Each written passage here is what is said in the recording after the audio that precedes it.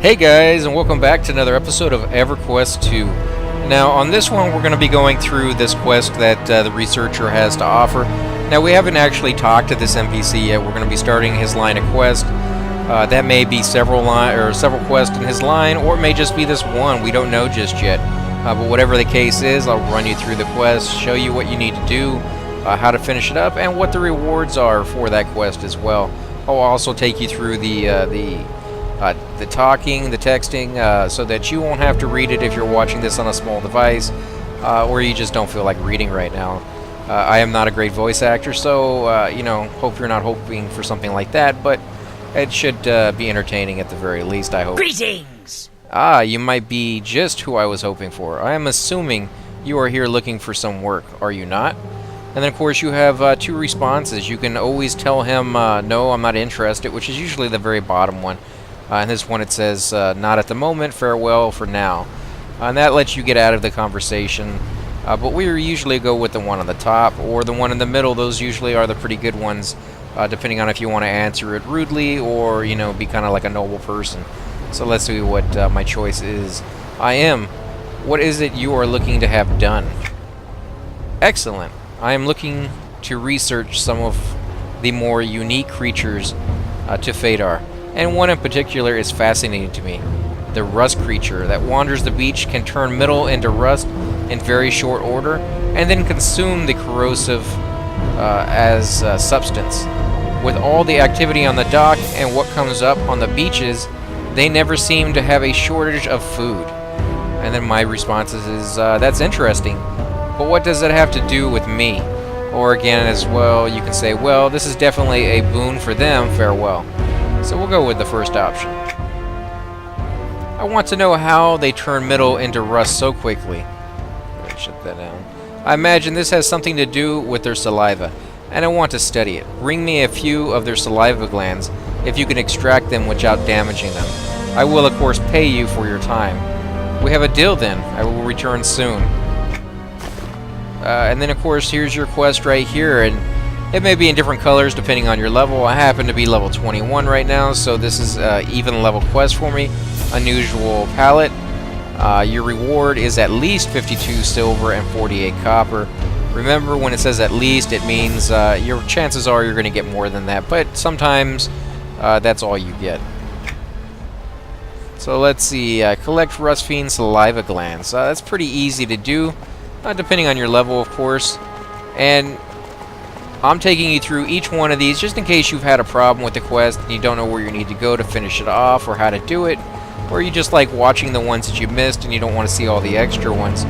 But you need to keep in mind that if you're here by yourself, you can pick up all these quests at the same time, or at least up to, I believe, 30 at one time anyways, which is pretty much all the quests right here in this one little area. And you could do multiple quests while you're working on, like if I'm killing this creature right here, he may be used for 4 or 5 different quests, and sometimes it's not something as simple as just go out and kill them. Sometimes you actually have to find invisible items off of these guys, and you may kill 6 creatures and get the 6 invisible items, or you may be sitting there for an hour killing hundreds of those creatures and just never get that item. I mean, it doesn't happen very often, but it is a certain amount of luck.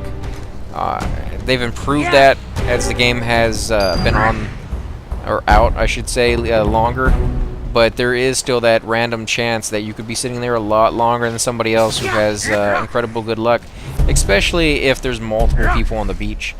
Because if all these things spawn, there should be at least a certain number of the items you're looking for naturally.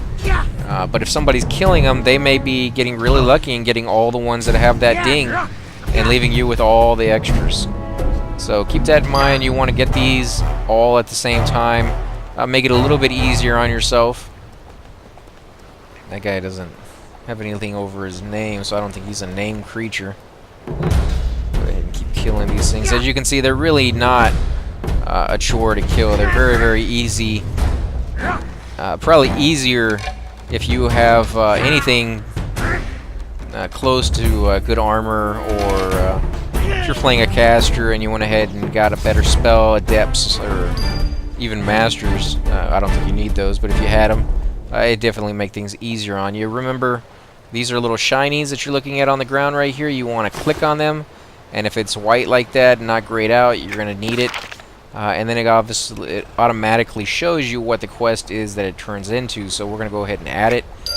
Now remember, if you see anything like that and you get multiple choices, it's up to you which one you pick. Now I kind of like to go with the high level ones, because when you turn them in, you'll get that high level experience. You'll get experience equal to what would be a decent quest at that level. And experience at level 45, or the level at level 45, it takes a lot more than it does at lower levels. So you can imagine just how much that would equate into you leveling faster. I mean, sometimes you can gain an entire level out of doing those quests, sometimes more, depending on what level you're at and what level you're turning the quest into. Yeah. But remember also, the downside to that is that you will not get items for your level, basically. If the level for the quest or the collection that you're turning in is 45, you're going to get items for a level 45 quest, which means you're not going to be able to use them at a lower level, for the most part. Some items don't have a level requirement, and on those you'll be able to use, but those are very, very rare, and usually they're not very good items, or something to do with like Enduring Breath or something like that that people would want.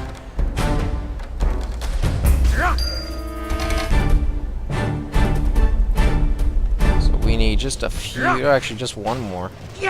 And it seems to be every single one we kill, we get the little ding, thankfully. And we don't even have to loot anything. In some of the older games, you may be familiar with that. When you kill one of these guys, you still had to loot every one of their corpses, check it, pick it up, and it would take up space in your backpack.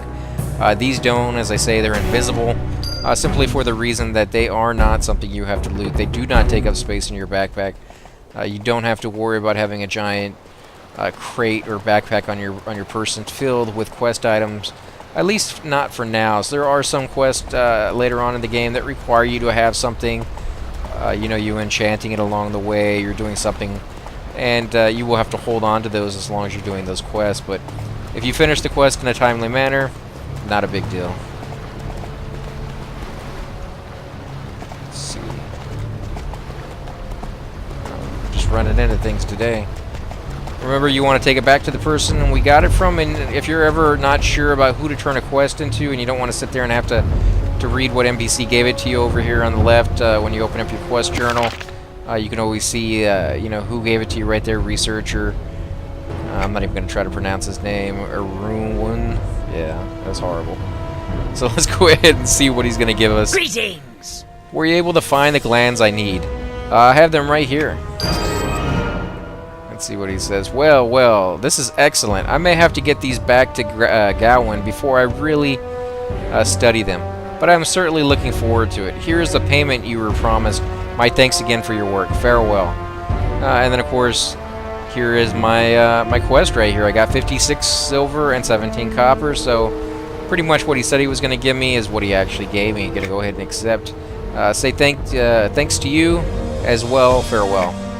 And as you can see above his name, no more little feather, which means that's the end of his line of quest. Again, guys, if you like these little mini tutorial quest tag-along Let's Play episodes, please hit the like button, subscribe, leave a comment below. I love to hear back from you guys, what zones you like to go to, what NPCs, what quests. Do you like the fact that I do all the quests in every zone, or do you kind of just want me to go to more zones and stop, you know, exhausting everything in each one of the zones? Plus, every time you guys hit the like button, every time you guys subscribe, it improves my channel rating, helps me get a little bit more commercials, or a little higher money off the commercials, and basically allows me to put more content for you guys on the website. So again, guys, thanks for doing all that, and enjoy the videos.